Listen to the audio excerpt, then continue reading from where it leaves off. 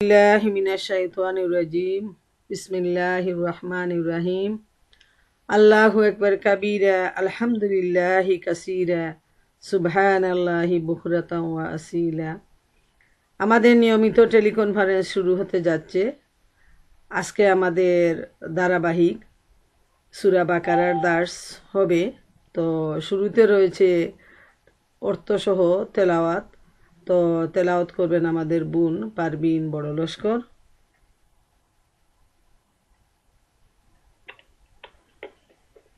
السلام عليكم ورحمة الله وبركاته. ওয়ালাইকুম আসসালাম ওয়া রাহমাতুল্লাহি ওয়া বারাকাতুহু।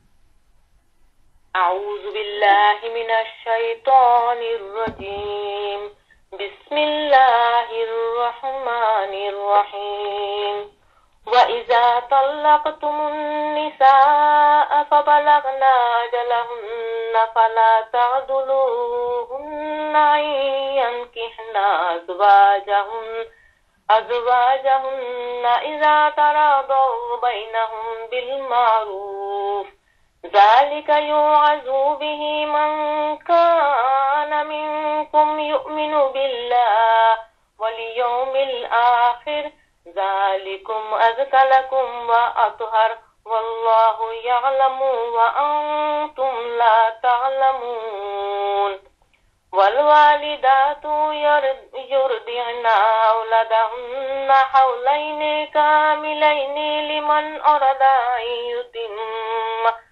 أن يتم الرضاعة.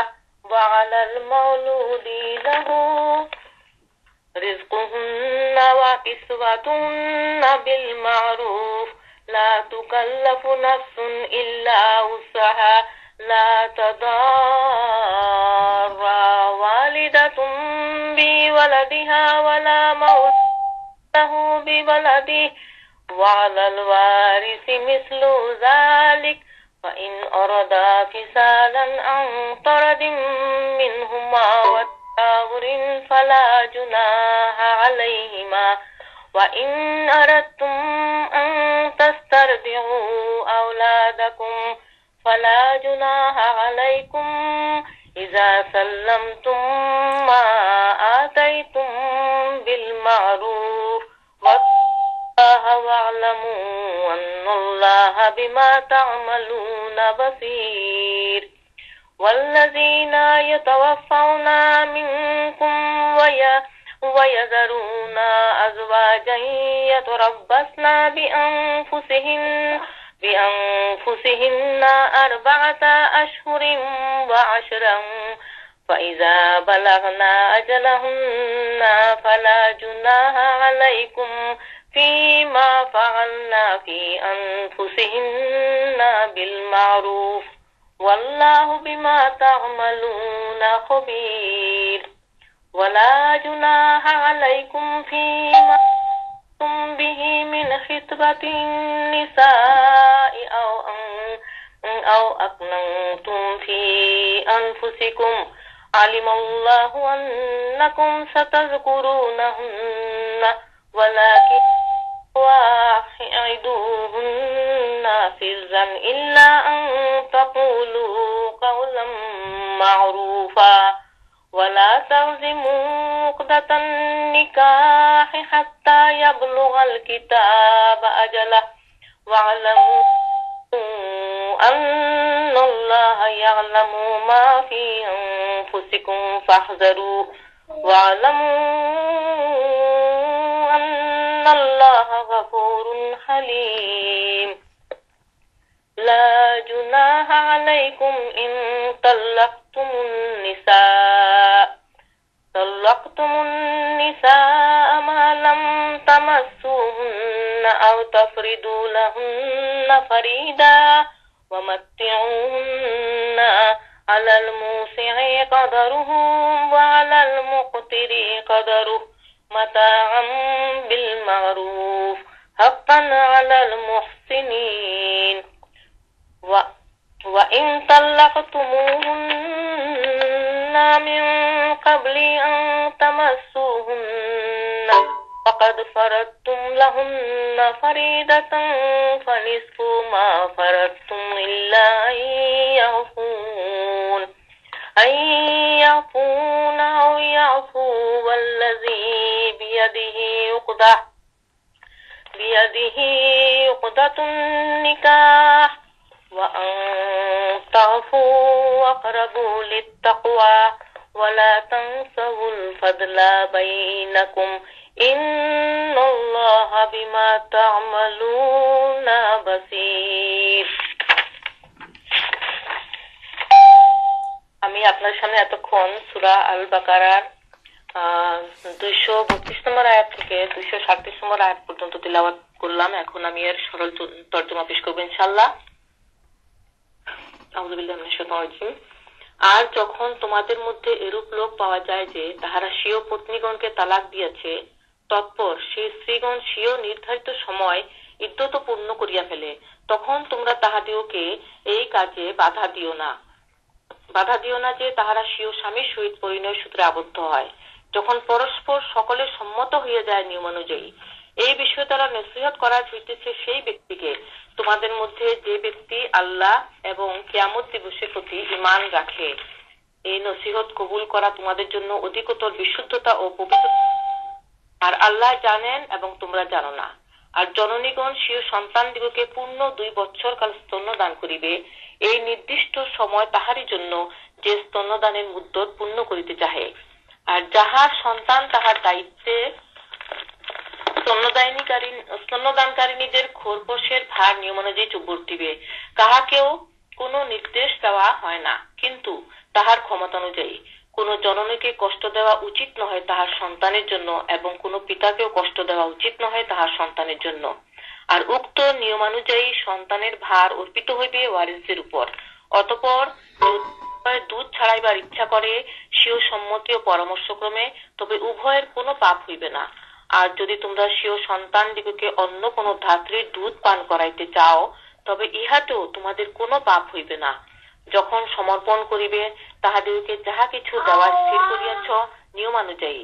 আর আল্লাহকে ভয় করো এবং দৃঢ়রূপে বিশ্বাস রাখো যে আল্লাহ তোমাদের কৃত কর্মসমূহ খুব প্রত্যক্ষ করিতেছেন।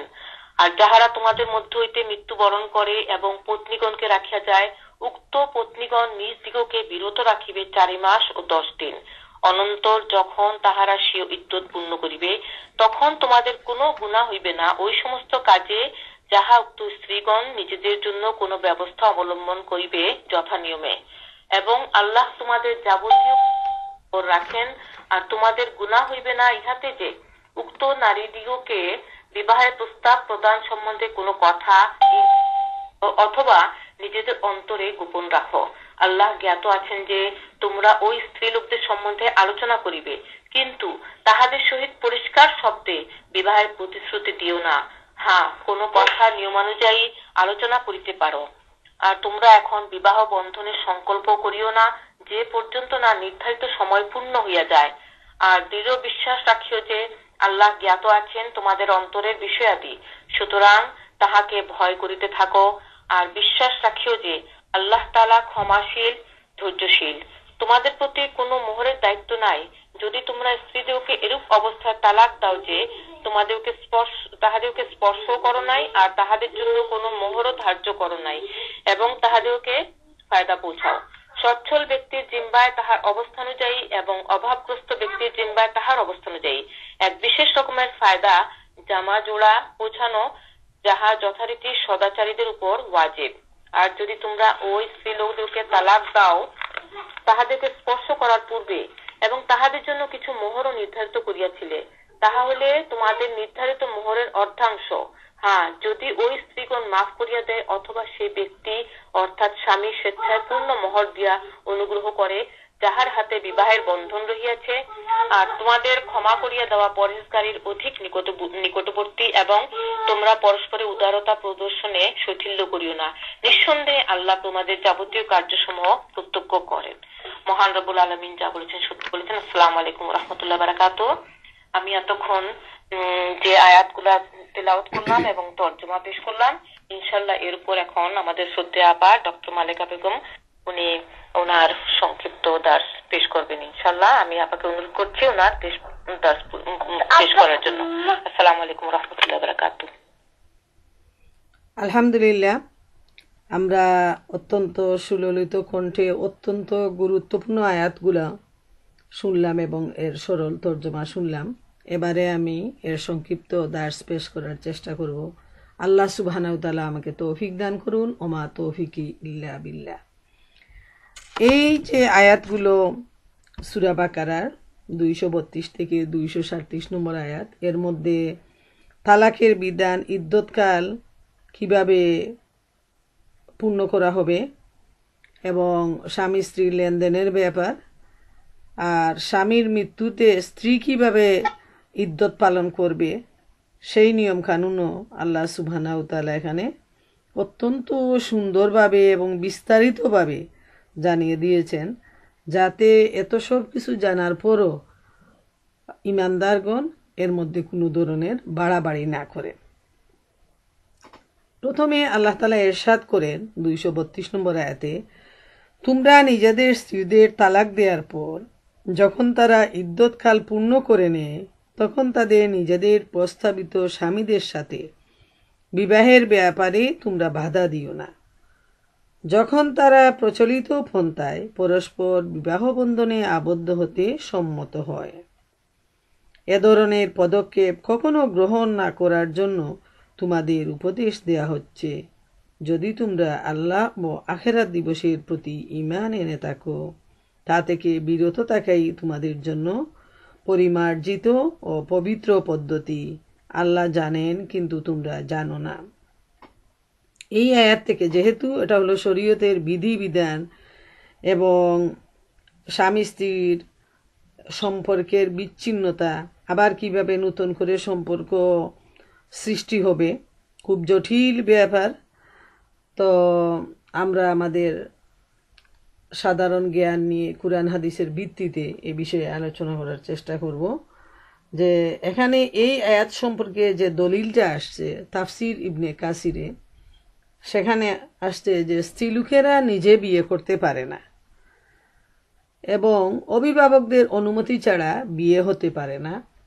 ইমাম তিরমিজি এবং ইমাম ইবনে জারির রহমতুল্লাহ আলাইহে এই আয়াতের তফসিরে এই হাদিসটি এনেছেন, এক স্ত্রীলোক অন্য স্ত্রীলোকের বিয়ে দিতে পারে না এবং সে নিজেও বিয়ে দিতে পারে না, নিজের বিয়ে নিজে সম্পন্ন করতে পারে না।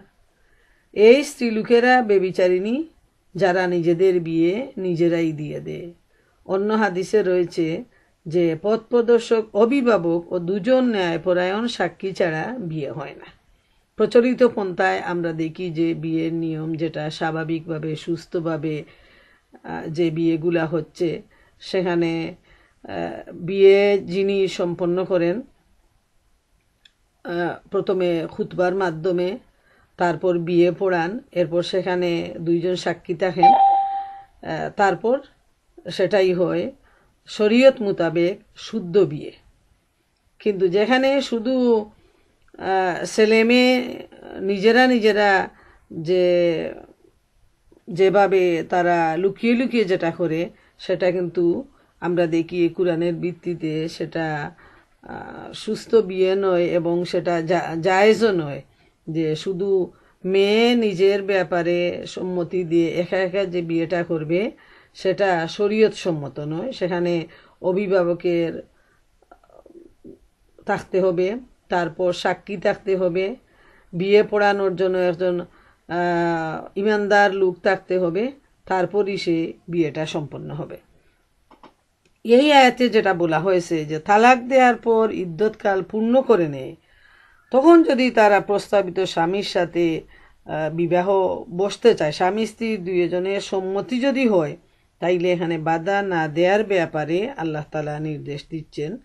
যে তাদের যদি দুইজনের মধ্যে আবার সেই ভাবটা সৃষ্টি হয় এবং তারা আবার নিজেদের সাথে সম্পর্ক স্থাপন করতে চায়, তাহলে গার্জিয়ানের উচিত নয় সেখানে বাধা দেয়া। তো এই আয়াতটি যে সম্পর্কে নাজিল হয়েছে সেটা হলো হযরত মাকাল বিন ইয়াসার রাদিয়াল্লাহু তাআলা আনহু এবং তার বোন সম্বন্ধে এই আয়াতটি অবতীর্ণ হয়। সহিহ হাদিস শরীফে এই ঘটনাটি আসছে। তাফসির সেটা হলো মাকাল বিন ইয়াসার রাদিয়াল্লাহু তাআলা আনহু বলেন, আমার নিকট আমার ভগ্নীর বিয়ের প্রস্তাব আসলে আমি তার বিয়ে দিই। তার স্বামী কিছুদিন পর তাকে তালাক দেয়। ইদ্যত অতিক্রান্ত হওয়ার পর পুনরায় সে আমার নিকট বিয়ের প্রস্তাব করে, আমি তা প্রত্যাখ্যান করি। তখন এই আয়াতটি অবতীর্ণ হয়। এটা শুনে হযরত মাকাল রাদিয়াল্লাহু তাআলা আনহু আল্লাহ বলেন, আল্লাহর শপথ, আমি তোমার সঙ্গে আমার বোনের বিয়ে দেব না। এ শপথ সত্ত্বেও আমি আল্লাহর নির্দেশ শুনেছি এবং মেনে নিয়েছি। অতঃপর তিনি তার ভগ্নিপতিকে ডেকে পাঠিয়ে পুনরায় তার সাথে তার বোনের বিয়ে দেন এবং নিজের কসমের কাফফারা আদায় করেন। তাইলে এখান থেকে আমরা এই হাদিস থেকে যেটা পরিষ্কার সেটা হলো যে বিয়ের যে সীমানাটা যদি পার হয়ে যায় এবং শরীয়ত সম্মত উপায়ে আবার যদি স্বামী স্ত্রী মিলিত হতে চায়, তাইলে সেখানে বাধা দেওয়াটা ঠিক নয়।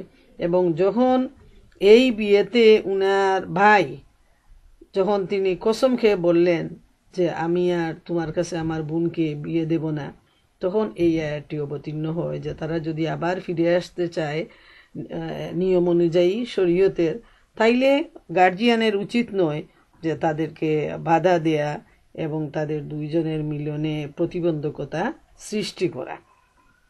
এটা হলো আল্লাহর পক্ষ থেকে নির্ধারিত একটা হুকুম, যে আল্লাহ যেভাবে মানুষের জন্য শরীয়ত তৈরি করেন, সেই শরীয়তের মধ্যে কল্যাণ ছাড়া অকল্যাণের চিন্তাও করা যায় না।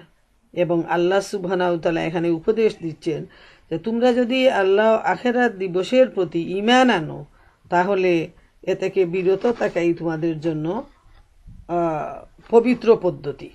যেহেতু যদি কেউ কসম খেয়ে বসে যে না আমি ওইটা করব না, অথচ আল্লাহ তাআলা বলছেন যে তাদের যেহেতু দুজনের সম্মতি রয়েছে, অতএব এখানে কোনো গার্জিয়ানের উচিত নয় তাদেরকে আলাদা করে দেয়া, তাদেরকে বিচ্ছিন্ন করে দেয়া, তাদের মনের উপর কোনো ধরনের চাপ সৃষ্টি করে দেয়া।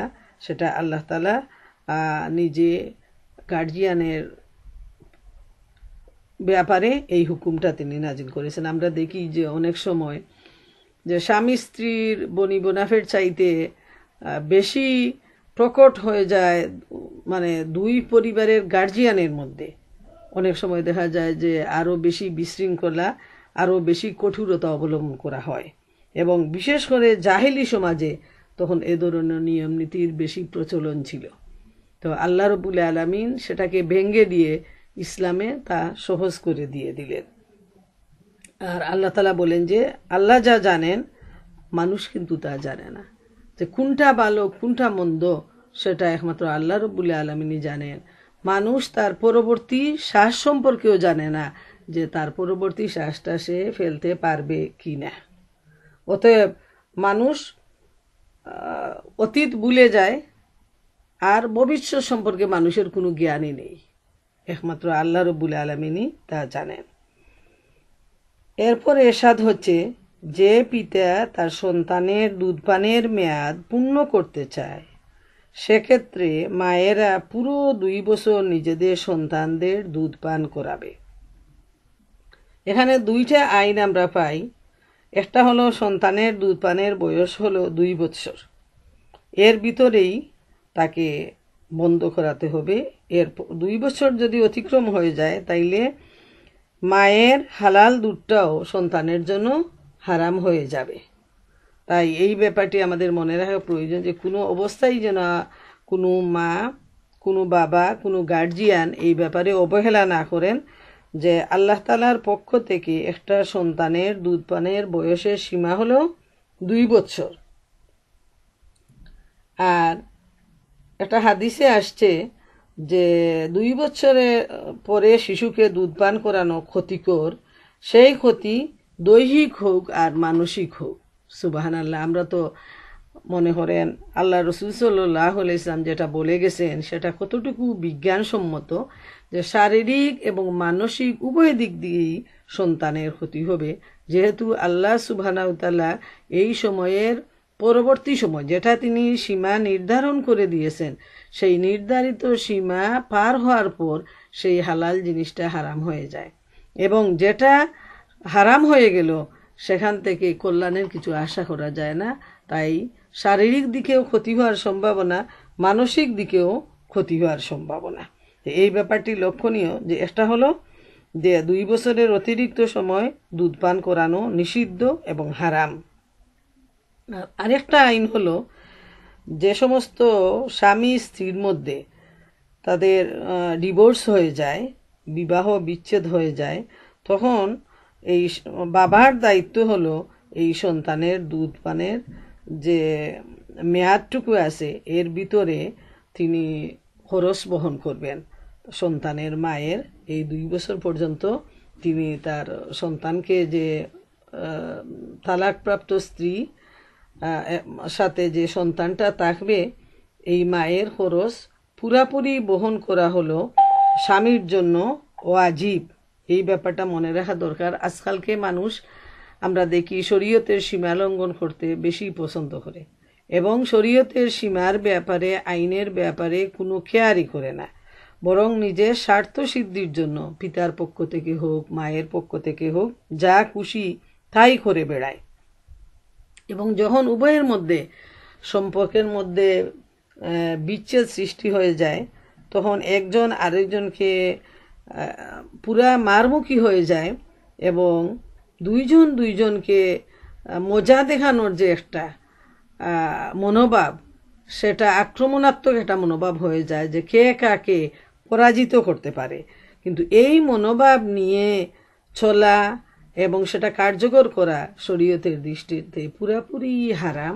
বরং যে দুইজন এত প্রেম ভালোবাসার ডুরে আবদ্ধ হয়ে সংসার করেছে এবং তাদের থেকে যে সন্তান জন্মলাভ করেছে সেই সন্তানকেও কষ্ট দেয়া উচিত নয় এবং স্বামী স্ত্রী উভয়কে কষ্ট দেওয়াটা উচিত নয়। সামাজিক দৃষ্টিকোণ থেকে তখন স্বামী এবং স্ত্রীর সম্পর্ক নষ্ট হয়ে গেলেও ইসলামের দৃষ্টিতে তারা পরস্পর ভাই এবং বোন হয়ে গেল। ঠিক বিয়ের আগে যে সম্পর্ক ছিল, যে মুসলমান ভাই বোনের যে সম্পর্ক, সেই সম্পর্কটা হয়ে গেল। অতএব আমরা ইসলামের পারস্পরিক সম্পর্কের দৃষ্টিতে আমরা দেখতে পাই যে একজন আরেকজনের সাথে সুন্দর আচরণ ব্যবহার করার জন্য ইসলাম জোর তাগিদ দিয়েছে। তাই শরীয়তের সীমা লঙ্ঘন কোনো অবস্থায় উচিত নয়। এখন আল্লাহ তাআলা ইরশাদ করেন, এ অবস্থায় সন্তানের পিতাকে প্রচলিত নিয়মে মায়েদের খোরাক পোশাক দিতে হবে, কিন্তু কারো উপর তার সামর্থ্যের অতিরিক্ত বোঝা চাপিয়ে দেয়া সঙ্গত নয়। যে সন্তানের পিতার দায়িত্ব হলো যে সন্তানের মা এবং সন্তানের যে ভরণ পোষণের দায়িত্ব সেটা সম্পূর্ণভাবে বহন করে নেয়। কিন্তু আল্লাহ তাআলা সাথে সাথে বলে দিচ্ছেন যার যার সামর্থ্য অনুযায়ী সে তা পালন করবে। এখানে সামর্থ্যর অতিরিক্ত কিছু দাবি করা যাবে না। যেমন একজনের ইয়ারলি স্যালারি হয়তো $50,000, আরেকজনের ইয়ারলি স্যালারি হয়তো $20,000, আরেকজনের হয়তো তার চাইতেও কম, আরেকজন মানুষ হয়তো বাংলাদেশে একেবারেই নিতান্ত গরিব। তো প্রত্যেকের সামর্থ্য অনুযায়ী আল্লাহ সুবহানাহু ওয়া তাআলা নির্দেশ দিচ্ছেন সে যেন সে অনুযায়ী সেটা সেই ভরণ পোষণের দায়িত্ব পালন করে যায়। এবং এখানে ইরশাদ হচ্ছে যে কোনো অবস্থায় মা যেন তার শিশুকে দুধ পান করাতে অস্বীকার করত শিশুর পিতাকে সংকটময় অবস্থায় নিক্ষেপ না করে, বরং যেন সে তার শিশুকে দুধ পান করায়, কেননা এটা তার জীবনযাপনের উপায় ও বটে। আবার যখন শিশুর দুধের প্রয়োজন মিটে যাবে তখন তাকে তার পিতার নিকট ফিরিয়ে দিবে, কিন্তু তখনও যেন পিতার ক্ষতি করার ইচ্ছা না থাকে। অনুরূপভাবে পিতাও যেন বলপূর্বক শিশুকে তার মায়ের নিকট থেকে ছিনিয়ে না নেয়, কেননা এতে তার মায়ের কষ্ট হবে। উত্তরাধিকারেরও উচিত তারা যেন শিশুর মায়ের খরচ কমিয়ে না দেয় এবং তারা যেন তার প্রাপ্যের রক্ষণাবেক্ষণ করে এবং তার ক্ষতি না করে। ইসলামের নিয়ম যে কত সুন্দর, কত যুক্তিসঙ্গত, যে বাবার ক্ষমতা অনুযায়ী বাবা তার সন্তানকে লালন পালনের দায়িত্ব বহন করবে এবং এ সময়ে স্ত্রীকেও তার খাবারের ব্যবস্থা, পোশাকের ব্যবস্থা দিবে, তার যে পরিমাণ সঙ্গতি আছে ঠিক সে অবস্থায় দিবে। স্বামীরও উচিত নয় স্ত্রীকে বঞ্চিত করা তার প্রাপ্য থেকে। আর স্ত্রীরও উচিত নয় যে সন্তানের উসিয়ালা নিয়ে সন্তানের বাবাকে মজা দেখানো বা তাকে কোনো ধরনের কষ্টের মধ্যে ফেলে দেয়া। আবার আরেকটা ব্যাপার, স্বামী স্ত্রী দুইজনকে চ্যালেঞ্জ করার জন্য মধ্যখানে এই নিষ্পাপ শিশুটাকে যেন কোনো অবস্থায় কষ্ট দেয়া না হয়, সেদিকেও পিতামাতাকে আল্লাহ রব্বুল আলামিন সতর্ক করে দিচ্ছেন যে এটা অবুঝ শিশু, নিষ্পাপ শিশু, সে তো কোনো দোষী নয়। অতএব পিতামাতা যেন একজন আরেকজনকে আক্রমণাত্মক ভূমিকা রাখতে গিয়ে শিশুকে যেন তারা কোনো অবস্থায় কষ্টতে না ফেলে। কোনো মাকে এজন্য কষ্ট দেয়া যাবে না যে সন্তানটি তার, আবার কোনো পিতাকেও এজন্য কষ্ট দেয়া যাবে না যে এটি তারই সন্তান। সুবহানাল্লাহ। দেখা যায় যে যখন বিচ্ছেদ ঘটে তখন মা বলে এটা আমার সন্তান, আবার বাবা বলে এটা আমার সন্তান। সেদিনও একজন আমাকে জিজ্ঞেস করতেছেন, ওনাদের ডিভোর্স হয়েছে, তো সম্ভবত 6-7 বছরের ছেলে বাচ্চাটা, তো বলতেছেন যে ওর বাবা তো সম্পর্ক রাখতে চায়, তো আমি তো চাই না, উনারা অনেক খারাপ ব্যবহার করছে, আমি তো চাই না। আবার আল্লাহ তাআলা বলছেন যে সম্পর্ক রাখার জন্য, না হইলে তো মানে গুনাহ, তা আমি কি করব? আমি বললাম অবশ্যই সম্পর্ক রাখতে হবে, তার বাবার অধিকার রয়েছে তার উপর, সন্তানের উপর, এবং সন্তানের সাথে তার সম্পর্ক অবশ্যই রাখতে হবে। তো দেখি সে খুব মনক্ষুণ্ণ হচ্ছে যে আল্লাহ তাআলা বলছেন সম্পর্ক রাখার জন্য, কিন্তু স্বামী স্ত্রীর মধ্যে যে বনিবনাফের অভাব, সেজন্য ওই মাটা যখন সন্তানটাকে নিয়ে আসে তখন আমি প্রায়ই দেখি যে আমাদের আশেপাশে যে ঘটনাগুলো ঘটতেছে, দেখি যে মা অনেক ধার্মিক, কিন্তু ওই যখন স্বার্থের ধাক্কা আসে বা মানুষের মনে কোনো ধরনের অহংকার বা জেদ আসে, তখন মানুষ কিন্তু সীমা লঙ্ঘন করে। যে বাবা এত চায়, কিন্তু কোনো অবস্থায় মা সন্তানকে বাবার সাথে সাক্ষাৎ করতেও দেয় না, বাবার সাথে কথা বলতেও দেয় না, এবং সন্তানকে এমনভাবে শিক্ষা দিয়ে তুলে যে ওই সন্তানের চিরদুশ্মন হলো তার বাবা। কিন্তু এটা কোনো অবস্থায় উচিত নয়, বরং মায়ের যে অধিকার রয়েছে সন্তানের উপর, ঠিক তেমনি সমান অধিকার রয়েছে বাবারও সন্তানের উপর। মায়ের ভাবা উচিত এ অবস্থায় সন্তানটা যদি তার বাবার কাছে থাকতো এবং সে যদি তার সাথে কথা বলতে না দিত, সাক্ষাৎ করতে না দিত, তাহলে তার মনে কি পরিমাণ কষ্ট জাগত। এই চিন্তা নিয়েই এবং আল্লাহর হুকুম পালন করার জন্য মায়ের দায়িত্ব হলো যে সমস্ত মায়ের কাছে সন্তান রয়েছে তারা যেন রীতিমতো বাবার সাথে সম্পর্ক বজায় রাখার সুযোগ করে দেয়। এবং এখানে যদি তারা নিজেদের হুকুম অনুযায়ী, নিজেদের ইচ্ছা অনুযায়ী, জেদ অনুযায়ী যদি তারা কাজ করে, তাইলে তারা সীমালঙ্ঘন করার অপরাধে তারা শাস্তি পেয়ে যাবে আল্লাহর পক্ষ থেকে। তাই খুবই সতর্ক থাকা প্রয়োজন। আমরা যারা লাইনে আসছি, তাদের ছেলে মেয়ে হোক, আত্মীয় স্বজন হোক, প্রতিবেশী হোক, তাদেরকে এই মেসেজটা পৌঁছানো দরকার যে এই ধরনের আচরণ যদি কেউ করে থাকে তাহলে সে অনেক বড় ধরনের গুনাহগার হয়ে যাবে আল্লাহর কাছে। দুধ পানকারীর এ অধিকার যেমন সন্তানের পিতার উপর আছে, তেমনি আছে তার ওয়ারিশের উপর। কিন্তু যদি উভয় পক্ষ পারস্পরিক সম্মতি ও পরামর্শক্রমে দুধ ছাড়াতে চায় তাহলে এটা করায় কোনো আপত্তি নাই। যেমন বাবা এবং মায়ের যে অধিকারটা রয়েছে, এই সন্তানের ওয়ারিশ যারা হবে, কখনো এমনও তো হতে পারে যে বাবা মারা গেছে, তার বাবার পক্ষের ওয়ারিশ রয়েছে, অথবা মা মারা গেছে, মায়ের পক্ষের ওয়ারিশ রয়েছে। তখন এই সন্তানের যাতে কষ্ট না হয়, তখন দুইটা ফ্যামিলির আপুসের মাধ্যমে তারা পরামর্শের ভিত্তিতে তারা যে কাজটা করবে সেটাতে কোনো আপত্তি নেই। যদি দুধ ছাড়াইয়া দেয় তাতে কোনো আপত্তি নেই। আর যদি তোমাদের সন্তানদের জন্য অন্য কোনো মহিলার দুধ পান করাবার কথা তুমি চিন্তা করে থাকো তাহলে তাতেও কোনো আপত্তি নেই। তবে শর্ত হচ্ছে এজন্য যা কিছু বিনিময় নির্ধারণ করবে তা প্রচলিত পন্থায় পরিশোধ করবে। তোমরা আল্লাহকে ভয় করো এবং জেনে রাখো তোমরা যা কিছু করো সবই আল্লাহর নজরে আছে। আল্লাহ সুবহানাহু ওয়া তাআলা এত সুন্দরভাবে বিশ্লেষণ করে বুঝায় বুঝায় এখানে দিয়েছেন যে যদি মা দুধ পান করাতে না পারে কোনো কারণে, তাহলে অন্য মায়ের দুধ পান করানোতে কোনো আপত্তি নেই।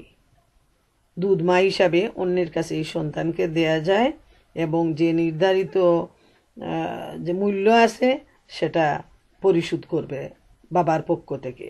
আর আল্লাহ তাআলা সতর্ক করে দিচ্ছেন যে তোমরা নিজেরা নিজের উপর কোনো আইন তুলে নিও না, নিজেরা জেদের বশবর্তী হয়ে কোনো কাজ করো না, বরং সব সময় আল্লাহকে ভয় করে চলো।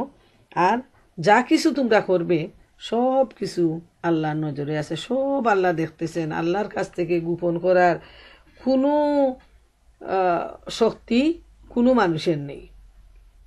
এই ব্যাপারটি মনে রাখা প্রয়োজন যে আমি আমার নিজের চোখে দেখেছি এমন মানুষ যারা খুব দিনদার, পরহেজগার, বাইরের চলাফেরা, কুরআন হাদিস পড়াতেও, কিন্তু বাস্তব জীবনে যখন দেখতে পেলাম যে তাদের স্বামী স্ত্রীর ডিভোর্স হয়ে গেল, সন্তান নিয়ে যে একটা কাড়াকাড়ি, একটা মস্ত বড় ধরনের একটা বেজাল বিশৃঙ্খলা, সব কিন্তু মায়েরা বেআইনিভাবেই করলো। এখানে আমি যে মায়েদেরকে চিনি তাদেরই সেটা দোষ যে তারা বেআইনিভাবে তারা বাবার সাথে সম্পর্কটা সন্তানের বিচ্ছেদ করে দিল। তো এটা হারাম, এটা কোনো অবস্থায় ঠিক নয়। এবং যে কাজটা করবে সে কিন্তু অনেক কঠিন গুনাহগার হয়ে যাবে। তাই বারবার আমি বলছি যে আল্লাহ তাআলা এখানে খুব সুন্দরভাবে বলে দিচ্ছেন, এবং এত কিছু জানার পর আমরা যদি না জানার ভান করি এবং বাস্তব জীবনে যদি আমরা সেটাকে আমল না করি, তাহলে মনে রাখা প্রয়োজন যে আমরা কঠোর শাস্তির অধিকারী হয়ে যাব। এবং আমরা যারা জানি তারা যেন তাদেরকে জানায় দেওয়ার চেষ্টা করি যে এটা তাদের একটা ভুল সিদ্ধান্ত। এরপর আল্লাহ ইরশাদ করেন, তোমাদের মধ্যে যারা মারা যায় এবং তাদের পিছনে যদি তাদের স্ত্রীরা জীবিত থাকে, তাহলে তারা 4 মাস 10 দিন নিজেদেরকে বিরত রাখবে, পুনর্বিবাহ থেকে বিরত রাখবে। এখানে ইদ্যতের যে সীমানাটা আসছে, একটা হলো স্বামী স্ত্রীর তালাকের মাধ্যমে একটা ইদ্যত, আর এখন যেটা আসছে সেটা হলো স্বামী যদি মারা যায় তাহলে যে ইদ্যতটা, এই ইদ্যতটা হলো 4 মাস 10 দিন। এই 4 মাস 10 দিন কোনো অবস্থায় এই স্ত্রী অন্য কোনো বিবাহ বসতে পারবে না অন্য কারোর সাথে। এই 4 মাস 10 দিন সে সুখ পালন করবে এবং তার সাথে তার পূর্ববর্তী স্বামীর সম্পর্ক থাকবে এই 4 মাস 10 দিন। এই ব্যাপারটি মনে রাখা প্রয়োজন।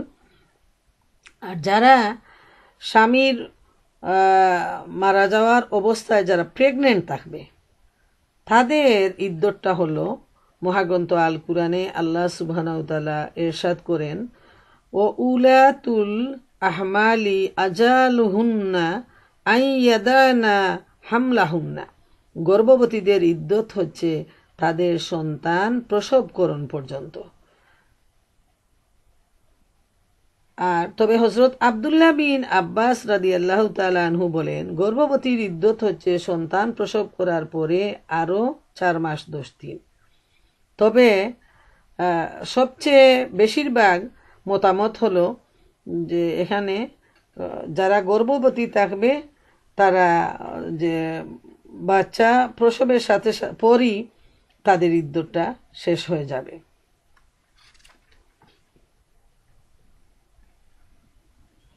সহিহ বুখারী ও সহিহ মুসলিমে হযরত ইবনে মাসউদ রাদিয়াল্লাহু তাআলা আনহু হতে বর্ণিত রয়েছে, মানব সৃষ্টির অবস্থা এই যে 40 দিন পর্যন্ত সে মায়ের গর্ভাশয়ে বীর্যের আকারে থাকে, তারপরে জমাট রক্ত হয়ে 40 দিন পর্যন্ত থাকে, অতঃপর 40 দিন পর্যন্ত গোশতপিণ্ড আকারে থাকে। তারপরে আল্লাহ তাআলা ফেরেশতা পাঠিয়ে দেন, উক্ত ফেরেশতা ফু দিয়ে তার ভিতরে আত্মা ভরে দেন, তাহলে মোট 120 দিন হয়, আর 120 দিনে 4 মাস হয়। সতর্কতার জন্য আর 10 দিন রেখে দিয়েছেন, কেননা কোনো কোনো মাস 29 দিনে হয়ে থাকে। ফু দিয়ে যখন আত্মা ভরে দেয়া হয় তখন সন্তানের গতি অনুভূত হতে থাকে এবং গর্ভ সম্পূর্ণরূপে প্রকাশ হয়ে পড়ে। এজন্য ইদ্যৎকাল নির্দিষ্ট করা হয়েছে। তাইলে এতে দেখা গেল যে গর্ভবতীর ইদ্যত হলো যে স্বামী সন্তান প্রসবের পর অনেকেই মতামত দেন যে তার ইদ্যৎকালীন সময়টা হলো সন্তান প্রসব পর্যন্ত। আর যাদের কোনো যে সমস্ত মহিলারা গর্ভবতী না স্বাভাবিক, তাদের ইদ্যত হলো 4 মাস 10 দিন। তারা কোনো অবস্থায় অন্য কোথাও যে বিয়ের আলাপ সালাপ নিয়ে যে বা বিয়ের দুইজনের সাথে আলাপ করে সেট আপ করা, এইগুলো তাদের জন্য কোনো অবস্থায় ঠিক নয়। বরং স্বামীর মৃত্যুর জন্য একজন স্ত্রীর সুখ পালন করা হলো ওয়াজিব। যেমন হাদিস শরীফে আসছে, স্বামী ছাড়া অন্যান্য যে কোনো কারো মৃত্যুতে সুখ পালন করা হলো 3 দিন। 3 দিন পর আমরা দেখি যে রসুল করিম সাল্লাল্লাহু আলাইহি ইসলামের একজন সন্তান মারা যাওয়ার পর উনার বিবি 3 দিন পর তিনি গোসল করে তারপর তিনি আতর ব্যবহার করলেন। এর মানে যে তিনি সুখ থেকে বের হয়ে গেলেন। এটা হলো শরীয়তের নিয়ম যে 3 দিন সুখ পালন করতে হবে সবার জন্য, এবং স্বামীর জন্য 4 মাস 10 দিন সুখ পালন করতে হবে। এটা হলো আল্লাহ তাআলার নির্দেশ। রসুল করিম সাল্লাল্লাহু আলাইহি ওয়াসাল্লাম বলেছেন যে স্ত্রীলোক আল্লাহর উপর ও পরকালের উপর বিশ্বাস করে তার পক্ষে কোনো মৃতের উপর 3 দিনের বেশি বিলাপ করা বৈধ নয়। তবে হ্যাঁ, স্বামীর জন্য 4 মাস 10 দিন পর্যন্ত সুখ প্রকাশ করবে। হযরত উম্মে সালমা রাদিয়াল্লাহু আনহা হতে বর্ণিত আছে, একটি স্ত্রীলোক রাসূলুল্লাহ সাল্লাল্লাহু আলাইহি ওয়াসাল্লামকে জিজ্ঞেস করে, হে আল্লাহর রাসূল সাল্লাল্লাহু আলাইহি ওয়াসাল্লাম, আমার মেয়ের স্বামী মারা গেছে, তার চক্ষু দুঃখ প্রকাশ করছে, আমি তার চোখে সুরমা লাগিয়ে দেব কি? রাসূলুল্লাহ সাল্লাল্লাহু আলাইহি ওয়াসাল্লাম বলেন, না। 2-3 বার সে এই প্রশ্নের পুনরাবৃত্তি করে এবং রাসূল সাল্লাল্লাহু আলাইহি ওয়াসাল্লাম একই উত্তর দেন। অবশেষে তিনি বলেন, এটা তো মাত্র 4 মাস 10 দিন। তাইলে আমরা দেখি যে 4 মাস 10 দিন অবশ্যই স্ত্রীদেরকে বিধবা যারা তাদেরকে সুখ পালন করতে হবে। এ ব্যাপারটি খুবই লক্ষণীয় যে ওই সময় যেন সাজসজ্জা করে না বেড়ায়। তারপর দেখা গেল যে সুগন্ধি ব্যবহার করাটাও এই সময়ে ঠিক না। যে সুগন্ধি ব্যবহার করা হলো একটা সুখের লক্ষণ, আনন্দের প্রকাশ। তাই 4 মাস 10 দিনের ভিতরে কোনো সুগন্ধিও ব্যবহার করা যাবে না এবং সাজসজ্জা করা যাবে না। তবে স্বাভাবিক নিয়মে যেভাবে সব সময় একজন মানুষ কাপড় চোপড় পরে যেভাবে থাকে ঠিক সেভাবেই সে থাকতে পারে, এতে কোনো অসুবিধা নেই। তারপর তাদের ইদ্যৎকাল পূর্ণ হয়ে গেলে তারা ইচ্ছা মতো নিজেদের ব্যাপারে প্রচলিত পন্থায় যা চায় করতে পারে। তোমাদের উপর এর কোনো দায়িত্ব নেই। আল্লাহ তোমাদের সবার কর্মকাণ্ড সম্পর্কে অবহিত। এখন আল্লাহ সুবহানাহু ওয়া তাআলা ইরশাদ করেন যে এখানে 4 মাস 10 দিনের ভিতর কোনো ধরনের বিবাহ সম্পর্কে আলাপ আলোচনা করা বা কোনো বিবাহ সেট আপ করা ঠিক নয়। তবে ইদ্যত যখন পূর্ণ হয়ে যাবে তখন তাদের ইচ্ছা মতো যে কোনো জায়গায় তারা বিবাহ বসতে পারে। এতে তাদের উপর কোনো দায়িত্ব আসবে না, এবং যদি তারা এতে কোনো বাড়াবাড়ি করে তাহলে সেটা আল্লাহ সুবহানাহু ওয়া তাআলাই জানেন। এটাও আল্লাহ তাআলা জানিয়ে দিচ্ছেন। যেহেতু এ সময় নানা ধরনের বাড়াবাড়ি হওয়ার সম্ভাবনা থাকে। অনেক সময় দেখা যায় কোনো স্ত্রী সন্তান জন্মের আগেই একদম ইয়াং বয়সে স্বামী মারা যায়। যেমন যেটা গতদিন আমি বলেছিলাম যে আমাদের এখানে একজন হাফেজ সাহেব, কাশেম ফারুকী উনার নাম, তো উনার ছেলে কোনো সন্তান হয়নি, এর আগেই সে অ্যাক্সিডেন্ট হয়ে মারা গেল। এইভাবে অনেক ঘটনা ঘটে থাকে। তখন দেখা যায় যে বিভিন্ন জায়গায় যে ওই মনে করেন স্ত্রীটা খুব সুন্দরী, তখন অনেকের চুপ থাকে এই ধরনের মেয়েদের প্রতি, মনে করেন যে কোনো জায়গায়। তখন তারা একটা কম্পিটিশন শুরু হয়ে যায় যে কে বিয়ের প্রস্তাব দিবে, মনে মনে ওটা তারা পুরাপুরি সেট আপ করে দেয়, মেয়ের সাথে কথা বলে। যেহেতু মানুষের ইসলাম সম্পর্কে ধারণা না থাকার জন্যই অনেক সময় দেখা যায় যে তারা ইদ্যতের ব্যাপারটা, যে নিয়ম শৃঙ্খলা বা ইসলামের রীতিনীতি, ওইটা অনেকে না জানার জন্য লঙ্ঘন করে, আবার অনেকে ওই সমস্ত ব্যাপারে কোনো উদাসীনতা অবলম্বন করে, যে কোনো খেয়াল নেই এই আল্লাহ তালার আইনের ব্যাপারে। তো এটা সবচেয়ে গুনাহের কাজ, যেহেতু আল্লাহ তালা ওয়াজিব করে দিয়েছেন স্বামীর জন্য সুখ পালন করাটা। তো আবার এমন সুখও হবে না যেটা আমাদের সমাজে, হিন্দুদের কিছু রীতি আমাদের সমাজে এসে গেছে, যে একদম সন্ন্যাসীর মতো অনেকে মনে করে যে সব কিছু মানে কোনো ধরনের রঙিন কাপড়ও পরা যাবে না, এমনভাবে চলতে হবে, মনে হবে যেন দুনিয়া ছাড়া হয়ে গেছে। আসলে ইসলাম এটাকেও পছন্দ করে না, বরং ইসলামের নিয়ম হলো সব কিছুর মধ্যে মধ্যম পন্থা অবলম্বন করা। তো সেটাই করতে হবে। যেমন এখানে একটা ব্যাপার আসছে যে কেউ যদি বিয়ের এটা বলে যে আমি অমুককে বিয়ে করতে চাই, মেয়েটাকে আমি পছন্দ করি, অথবা আল্লাহ যেন আমাকে এই ধরনের একটা মেয়ে, ধার্মিক একটা মেয়ের সাথে জুড়া মিলিয়ে দেন, এই ধরনের যদি একটা অস্পষ্ট ভাষা ব্যবহার করে মেয়ের গার্জিয়ানের সাথে, তাতে কোনো অসুবিধা নেই। কিন্তু দুইজন মিলে আলাপ আলোচনার মাধ্যমে সেট আপ করাটা, ওইটা কিন্তু কোনো অবস্থায় ঠিক হবে না।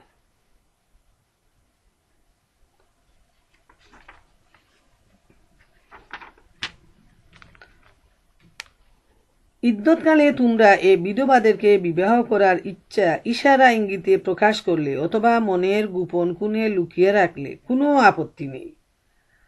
তাইলে আমরা দেখতে পাই আল্লাহ রব্বুল আলামিন আরো সহজ করে দিয়েছেন যে যদি কেউ মনের গোপন কোণে লুকিয়ে রাখে তাতে তো কোনো আপত্তি নেই, অথবা সে ভাবে যে যদি আর কোথাও বিয়ে হয়ে যায়, আর কেউ যদি প্রস্তাব দেয়, সেই বয়েতে সে যদি ইশারা ইঙ্গিতে ওই বিষয়টা প্রকাশ করে রাখে, তাইলে সেটাতেও আল্লাহ তাআলা বলছেন যে এখানেও কোনো আপত্তি নেই। আল্লাহ জানেন তাদের খেয়াল তোমাদের মনে জাগবে। সুবহান আল্লাহ। আল্লাহ রাব্বুল আলামিন পরিষ্কারভাবে মানুষের মনের খবর জানেন এবং বলতেছেন যে তোমাদের যে মনের দুর্বলতা, সে ব্যাপারে আল্লাহ তাআলার জানাই আছে যে হয়তো তোমাদের মনে এই দুর্বলতা আসবেই। অনেক সময় দেখা যায় যে একটা মেয়ে, স্বামী হয়তো মারা গেছে, ওই ঘরে তার দেবর আছে, তখন ফ্যামিলির পক্ষ থেকেই মনে হয় যে মেয়েটাকে আমরা তাড়িয়ে দেব না, বরং আমার পরবর্তী ছেলের জন্য ওই মেয়েটাকে রেখে দেব। হ্যাঁ, এই ভাব গার্জিয়ানের আসতে পারে। আবার এই মনোভাবটা ওই দেবরেরও আসতে পারে, ওই মনোভাবটা ওই মহিলারও আসতে পারে যে আর কোথায় যাব, কোথায় বিয়ে হবে, ওইখানে যদি হয়ে যায় আমি ওই ঘরেই থাকলাম। ওই মানুষ সম্পর্কে তার একটা জানাশোনা মহব্বত হয়ে গেছে। এই ধরনের যদি কোনো ভাবাবেগ সৃষ্টি হয়, তাতে আল্লাহ রাব্বুল আলামিন বলছেন যে এতে কোনো দোষ নেই, এটা মানুষের হবেই। কিন্তু দেখো তোমরা তাদের সাথে কোনো গোপন চুক্তি করো না। ওইটা কিন্তু খুব পরিষ্কারভাবে বলে দেয়া হচ্ছে যে গোপনে গোপনে কোনো চুক্তি করা যাবে না, যে 4 মাস 10 দিন হয়ে গেলেই তাড়াহুড়া করে বিয়ে হয়ে যাবে আর গোপনভাবে সব সেট আপ হয়ে গেল, ওইটা কিন্তু ঠিক হবে না, ওইটা নিষেধ। কিন্তু মনের মধ্যে আকাঙ্ক্ষা করা বা ওই বিষয়টা জানায়ে রাখা, তাতে কোনো দোষ নেই। যদি কোনো কথা বলতে হয় প্রচলিত ও পরিচিত নিয়মে বলো, তবে বিবাহ বন্ধনের সিদ্ধান্ত ততক্ষণ পর্যন্ত করবে না যতক্ষণ না ইদ্যৎকাল পূর্ণ হয়ে যায়। খুব ভালোভাবে জেনে রাখো আল্লাহ তোমাদের মনের অবস্থাও জানেন, কাজেই তাকে ভয় করো এবং একথাও জেনে রাখো আল্লাহ ধৈর্যশীল এবং ছোটখাটো ত্রুটিগুলো এমনিতেই ক্ষমা করে দেন। সুবহান আল্লাহ তাআলা, সুবহান আল্লাহ তাআলা। আল্লাহ রাব্বুল আলামিন কত পরিষ্কারভাবে বলছেন যে আল্লাহ তাআলা খুবই ধৈর্যশীল। মানুষ যখন ছোটখাটো সগীরা গুনাহগুলো করে, তখন আল্লাহ রাব্বুল আলামিন তার অন্যান্য ভালো কাজের মাধ্যমে সেই গুনাহগুলোকে মাফ করে দেন। মানুষেরকে সালাম দেয়া, মানুষের সাথে হাসি মুখে কথা বলা, রাস্তা থেকে একটা কাঁটা সরাইয়ে দেয়া, একজনকে একটা রাস্তা দেখায় দেয়া, একজনকে এক গ্লাস পানি দেয়া, এত ছোট কাজগুলো, ওইগুলোও কিন্তু অনেক সওয়াবের কাজ, এবং এর মাধ্যমে বান্দা যে সমস্ত ছোটোখাটো গুনাহ করে বসে সেটা আল্লাহ সুবহানাহু ওয়া তাআলা তাকে মাফ করে দেন। এবং এখানে আরেকটা ব্যাপার লক্ষণীয়, যে ইদ্যতকাল যতদিন চলতে থাকবে ততদিন পর্যন্ত কোনো ধরনের মানে বিবাহ বন্ধনের কোনো সিদ্ধান্ত করা যাবে না। ওই ব্যাপারটিও মনে রাখা প্রয়োজন।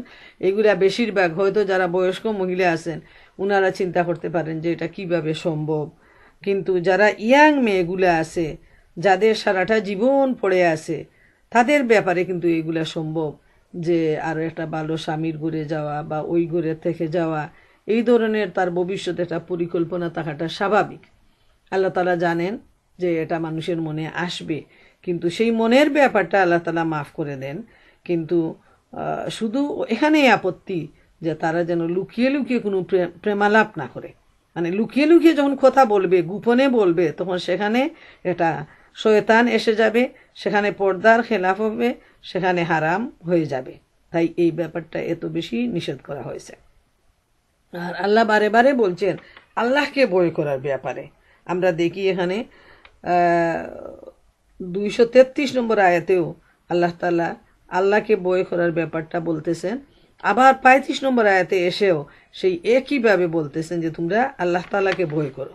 আমরা দেখি এই আয়াতটা কোরআনে বহুবার আসছে, যেমন সূরা আলে ইমরানের 102 নম্বর আয়াতে আল্লাহ সুবহানাহু ওয়া তাআলা ইরশাদ করেন, ইয়া আইয়ুহাল্লাযীনা আমানুত্তাকুল্লাহ হাক্কা তুকাতিহি ওয়া লা তামুতুন্না ইল্লা ওয়া আনতুম মুসলিমুন। হে ঈমানদারগণ, তোমরা আল্লাহ তাআলাকে ভয় করো যেভাবে ভয় করা উচিত, এবং তোমরা মুসলমান না হয়ে মৃত্যুবরণ করো না। এই যে ভয়টা, আল্লাহর ভয় মানুষকে যাবতীয় অন্যায় থেকে, যাবতীয় হারাম থেকে বাঁচায় রাখে। যদি আল্লাহর ভয় হৃদয়ে না আসে, তাইলে মানুষ অহরহ গুনাহের কাজে লিপ্ত হয়ে যায় এবং সে আর ফিরে আসতে পারে না। শুধুমাত্র মানুষ যখন মনে করে যে আমি যা করতেছি, যা বলতেছি, আমার মনের ভিতরে যে পরিকল্পনা তৈরি করতেছি সেটাও আমার আল্লাহ জানেন, এবং তার ভিতরে যখন এই ভয়টা জাগ্রত হয় যে আমি আমার আল্লাহ তাআলার কাছে কি জবাব দিব, আমার আল্লাহ তাআলা আমাকে এত ভালোবাসেন, জন্ম থেকে মৃত্যু পর্যন্ত তিনি আমাদেরকে অনবরত তার রহমত দিয়ে তিনি যাচ্ছেন। আমাদের হাত পা চোখ কান, আমাদের পিতামাতা, আমাদের স্বামী স্ত্রী, আমাদের সন্তান, আমাদের ধন সম্পদ, বাড়ি গাড়ি, টাকা পয়সা, সবই তো আল্লাহর দান। আমাদের কোনো কিছু আমাদের উপার্জিত নয়। আল্লাহ তাআলা চাইলে একজন যুবক মানুষকে, যুবতী মানুষকে প্যারালাইজ করে তিনি বিছানায় ফেলে রাখতে পারেন। আবার এইমাত্র একজন ভালো মানুষ, এত তৎপর, এত অ্যাক্টিভ, এই মানুষটাকে যে কোনো ধরনের একটা অ্যাক্সিডেন্ট দিয়ে তার হাত পা ভেঙে গুঁড়ো করে দিয়ে দিতে পারেন, তার মৃত্যু ঘটায় দিতে পারেন। এই ধরনের ঘটনা প্রতিদিন প্রতিনিয়ত ঘটে যাচ্ছে। এই ঘটনাগুলো থেকে শিক্ষা নেওয়া প্রয়োজন, যে আল্লাহর ভয় আমাদের হৃদয়ে জাগ্রত করা প্রয়োজন, এবং যখনই আল্লাহর ভয় জাগবে তখনই মানুষ যাবতীয় হারাম থেকে, যাবতীয় পাপ থেকে নিজেকে বেঁচে রাখতে পারবে। আল্লাহর ভয় না থাকলে মানুষ কখনো কোনো গুনাহ থেকে বাঁচতে পারবে না।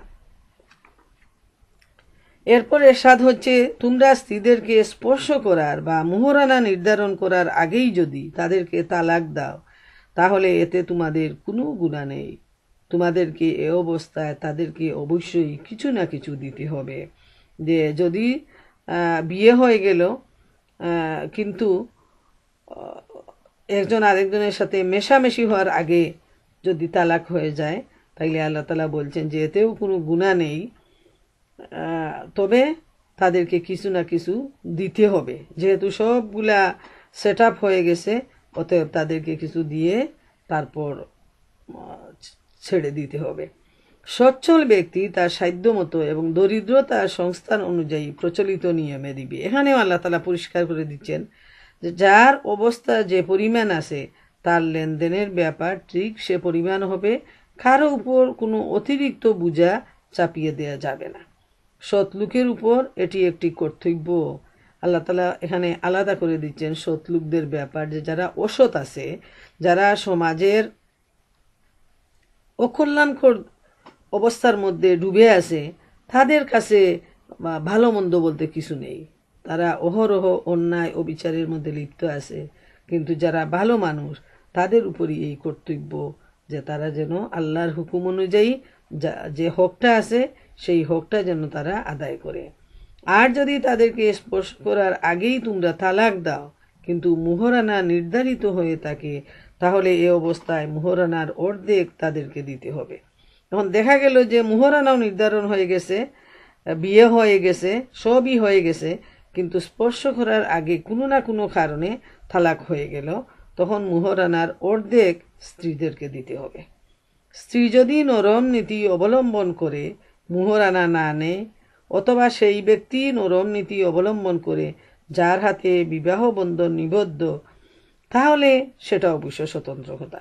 যদি কোনো কারণবশত এইভাবে বিবাহ ভঙ্গ হয়ে যায় এবং স্ত্রী যদি বলে যে প্রয়োজন নেই কোনো কিছু, মানে স্বামী স্ত্রীর যে সম্পর্ক সেটা তো আর হয় নাই, তাইলে আর মুহরানা দিয়ে কি হবে?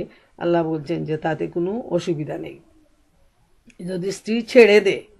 আর যদি ছেড়ে না দে তাহলে তার অর্ধেক হলো আইন, তাকে অর্ধেক দিতে হবে। আর তোমরা পুরুষরা নরম নীতি অবলম্বন করো। আর পুরুষদেরকেও আল্লাহ তাআলা বলতেছেন যে তোমাদের যে হকটা আছে সেটা তোমরা আদায় করো। যদি তোমাদের মানে ওইটা বোঝা যাচ্ছে যে এখানে সামর্থ্যের ব্যাপার, যদি তোমাদের সামর্থ্য থাকে তাহলে সেটা দেয়াটাই হলো পুরুষদের উচিত। এটি তাকওয়ার সাথে অধিকতর সামঞ্জস্যশীল। পারস্পরিক ব্যাপারে তোমরা উদারতা ও সহৃদয়তার নীতি ভুলে যেও না। তোমাদের কার্যাবলী আল্লাহ দেখছেন। এখানে আল্লাহ রাব্বুল আলামিন বলছেন যে এটা হলো তাকওয়ার ব্যাপার। মানুষের সাথে যে লেনদেনটা, মানুষের হক আদায় করাটা, এটা হলো সম্পূর্ণভাবে তাকওয়ার ব্যাপার। যেমন স্বামী স্ত্রীর সম্পর্ক নষ্ট হয়ে গেলে সন্তান নিয়ে যে একটা বিপাকে পড়া হয়, সন্তান নিয়ে যে একটা ভীষণ ঝগড়া ফেসাদ হয়ে যায়, সেটা হলো তাকওয়ার ব্যাপার। যার ভিতরে তাকওয়া আছে সে কিন্তু তার দুশ্মনের সাথেও সুবিচার করবে, তাতে কোনো সন্দেহ নেই। এটা বলবে যে আমার আল্লাহর হুকুম, অতএব আমি আমার আল্লাহর হুকুম পালন করবই।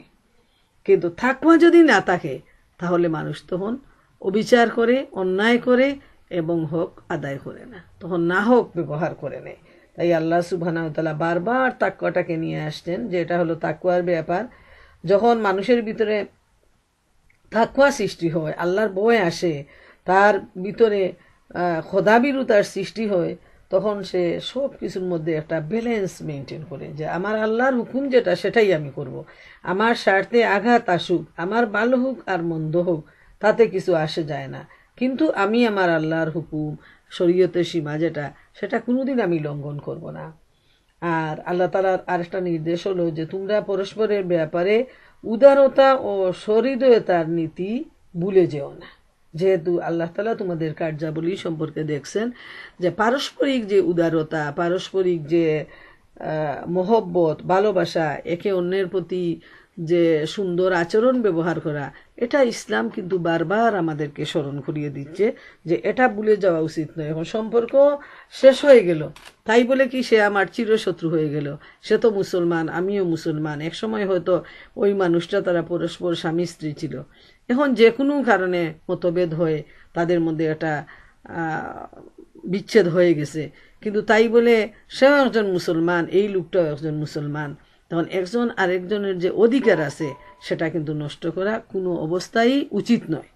তো প্রিয় মা বোনেরা আমার, বড় কঠিন বিষয় শরীয়তের যে নিয়ম কানুনটা, এবং বিশেষ করে তালাকের ব্যাপারটা সাংঘাতিক জটিল একটা বিষয়। আল্লাহ রাব্বুল আলামিন অত্যন্ত পরিষ্কারভাবে খোলামেলা সব কিছু জানিয়ে দিয়েছেন, তারপরও আমরা দেখি যে সমাজে ওইগুলো নিয়ে সবচেয়ে বেশি জটিলতার সৃষ্টি হয়, ওই তালাক নিয়ে, স্বামী স্ত্রীর লেনদেন নিয়ে, সন্তানের লেনদেন নিয়ে। তো আমরা যদি কুরআন ভালোভাবে জানার চেষ্টা করি, বুঝার চেষ্টা করি, এর উপর যদি আমরা আমল করার চেষ্টা করি, তাহলে অবশ্যই পারস্পরিক যে সম্পর্ক, সহযোগিতা, যে নরম নীতি, সেটা অবলম্বন করা সম্ভব। স্বামী স্ত্রীর পক্ষ থেকে এবং উভয়ের গার্জিয়ানের পক্ষ থেকে। আল্লাহ সুবহানাহু তাআলা আমরা এতক্ষণ যা আলোচনা করলাম এর উপর আমাদেরকে বুঝার, উপলব্ধি করার, আমল করার তৌফিক দিন এবং আমরা যা শুনলাম, যা বুঝলাম, যা শিখলাম এই মেসেজটা যেন আমরা সমাজের মানুষের কাছে পৌঁছায় দিতে পারি। আল্লাহ সুবহানাহু ওয়া তাআলা আমাদেরকে সেই হক আদায় করার তৌফিক দান করুন। ওয়া আখিরু দাওয়ানা আনিল হামদুলিল্লাহি রাব্বিল আলামিন।